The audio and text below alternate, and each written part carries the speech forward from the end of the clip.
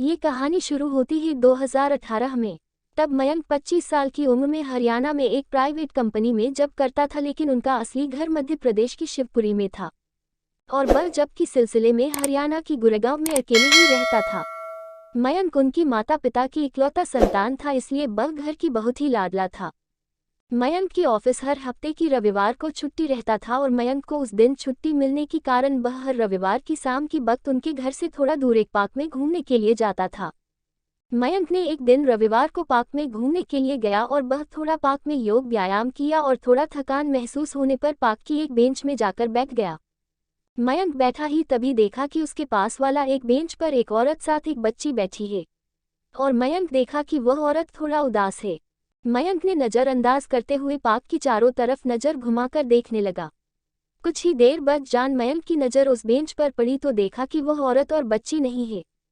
थोड़ा शाम को अंधेरा भी हो चुका था, तभी मयंक ने उस बेंच पर धुंधला धुंधला सा नज़ारे से देखा कि एक लाल रंग कोई चीज़ पड़ा है। क्योंकि पार्क में ज़्यादा लाइट ना होने की वजह से उसे साफ साफ नज़र नहीं आ रहा था। मयंक ने जब उठकर उस बेंच पर गया तो देखा कि एक लाल रंग की लड़कियों की बैग पड़ा है।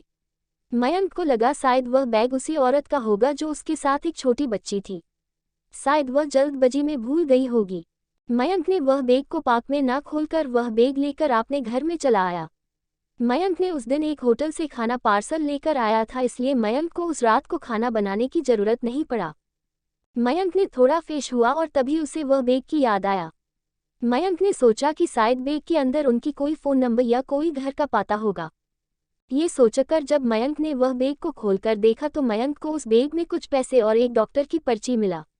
ना उस बैग में कोई फ़ोन नंबर था, ना तो कोई पता। मयंक ने डॉक्टर का पर्ची देखा तो उस पर्ची में डॉक्टर का पता दिया हुआ था और वह डॉक्टर का चेंबर मयंक की घर से आधा घंटे की दूरी पर था। अगले दिन सुबह मयंक ने अपने ऑफिस से 2 घंटे की छुट्टी लेकर उस डॉक्टर के पास गया।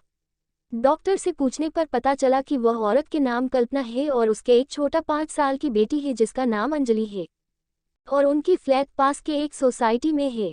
मयंक देर न करके तुरंत उस पते पर पहुंच गया और फ्लैट की घंटी बजाई। कल्पना ने दरवाजा खोला और पूछा, कौन हो आप? मयंक ने वह बैग देते हुए कहा, जी मैडम, मैं मयंक हूँ और शायद ये बैग आपकी है जो कल शाम की वक्त पार्क में छूट गया था। मुझे बैग में डॉक्टर की पर्ची मिला था तो डॉक्टर से आपकी पता पूछकर ये तक आया। कल्पना ने कहा, हाँ, ये बैग मेरा ही है जो मुझसे कल खो गया था और कल से मैं ये बैग को लेकर बहुत ही परेशान थी। ये कहते हुए मयंक को घर के अंदर बुलाया और बैग लौटाने के लिए कल्पना ने मयंक को धन्यवाद कहा। मयंक ने कहा, आज नहीं, कभी दूसरे दिन आऊँगा। कल्पना ने कहा, आपने हमारी इतनी मदद की, घर के अंदर आकर थोड़ा बैठ जाइए। मयंक ने कल्पना की बात टाल नहीं पाया और वह अंदर जाकर डाइनिंग रूम में सोफे में बैठ गया। कल्पना ने कहा, आप क्या लेंगे, चाय कॉफ़ी? मयंक ने कहा, सिर्फ एक गिलास पानी पिला दीजिए। कल्पना ने मयंक को गिलास पानी दिया और पानी पीकर मयंक ने वहां से चला आया और सीधा वह अपने कंपनी में चला गया। एक हफ्ता बाद मयंक ने रविवार को वही पार्क में घूमने के लिए गया और इत्तेफाक से कल्पना उसे वही पार्क में मिल गया। कल्पना ने मयंक को देखकर उनसे मिलने के लिए आया। कहा, पहचान रहे हो, मैं कल्पना हूँ। मयंक ने कहा, अरे हाँ मैडम, आप किसी हो और आपके बेटी किसी है? कल्पना ने कहा, हाँ मैं ठीक हूँ और मेरी बेटी भी ठीक है।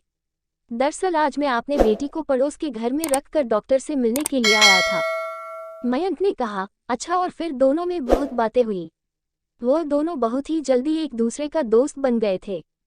मयंक ने कल्पना से कहा कि अगर आप बुरा ना मानो तो एक बात पूछूं। कल्पना ने कहा, पूछो। मयंक ने कहा, आप हर रविवार को डॉक्टर के पास जाते हो, क्या बात है? कोई बीमार है? कल्पना ने कहा, सब कुछ बताऊंगा, अगर आपको वक्त मिले तो घर में आ जाना, दोनों मिलकर बहुत बातें करेंगे। और अभी मुझे जाना है क्योंकि अंजलि पड़ोसी के पास अकेला है। ये कहते हुए कल्पना वहां से चला गया। मयंक ने कुछ दिन बाद ही कल्पना की घर में गया। आपको बता दूं कि कल्पना दिखने में बहुत ही खूबसूरत था। मयंक ने कल्पना को पसंद करने लगा था। कल्पना ने घर के दरवाजा खोला और मयंक को बैठने को कहा। वह दोनों बातें करते करते जब एक दूसरे के बारे में जानने के लिए पूछा तो पहले मयंक ने अपने बारे में सारे बात बताई। मयंक की सारी बातें सुनने के बाद कल्पना ने कहा, मैं इस फ्लैट में मैं और मेरा बेटी अंजलि दोनों रहती हूँ और मैं एक ऑफिस जॉब करती हूँ। मेरा पति का 2 साल पहले एक कार एक्सीडेंट में मौत हो गई और मेरा ससुराल वाले मेरा पति का मौत की जिम्मेदार मुझे ही मानता है, इसलिए वह लोग मुझे अपनाया नहीं। तब से हम दोनों यहाँ अकेला ही रहता हूँ और मेरा अपने माता पिता भी मुझसे कोई संपर्क नहीं करता।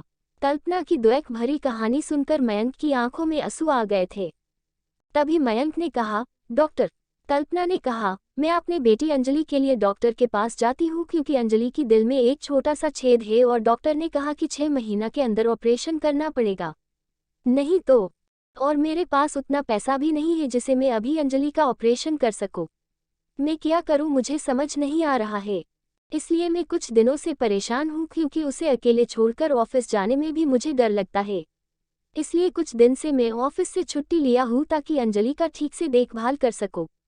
मयंक ने कहा, अंजलि का ऑपरेशन के लिए डॉक्टर ने कितना पैसा मांगा है? कल्पना ने कहा, छोड़ो वह सब बातें, मैं कुछ न कुछ बंदोबस्त कर लूंगा। ये कहने के बाद कल्पना ने मयंक को चाय दिया और मयंक ने चाय पीकर कल्पना की घर से चला गया और कहा, बाद में मिलता हूँ। अगले ही रविवार को मयंक ने डॉक्टर के पास जाकर अंजलि के बारे में बात की। तभी डॉक्टर ने बताया कि अंजलि का ऑपरेशन में 1.5 लाख की खर्चा आएगा और जितना जल्दी ऑपरेशन करेगा अंजलि के लिए उतना ही अच्छा है। मयंक ने कहा, डॉक्टर आप अगले महीने ही अंजलि की ऑपरेशन का तैयारी कीजिए, मैं अगले हफ्ते में आपके पैसे जमा कर दूंगा। ये कहते हुए मयंक ने अगले हफ्ते में कल्पना को बिना बताए पैसा जमा कर दिया। कल्पना जब डॉक्टर के पास आया तो डॉक्टर ने कल्पना को मयंक के बारे में सब कुछ बता दिया। कल्पना मयंक को तुरंत फोन किया और अपने घर में बुलाया।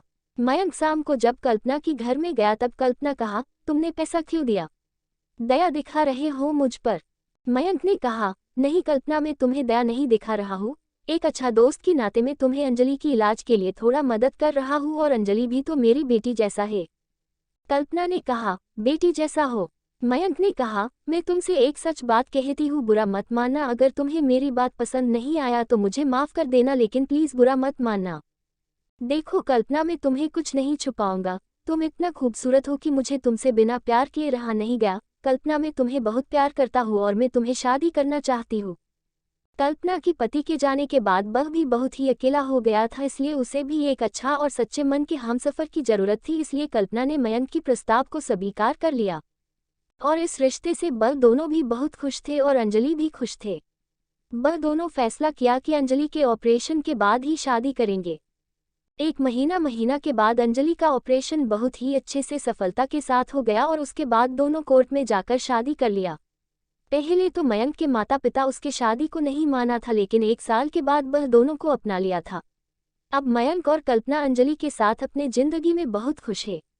निष्कर्ष, जो इंसान सच्चा प्यार करता है वह कभी जाति, धर्म, रूप देखकर प्यार नहीं करता। सच्चा प्यार उनकी दिल में होना चाहिए। कहानी अच्छी लगी तो लाइक कीजिए और शेयर कीजिए और चैनल को सब्सक्राइब कीजिए।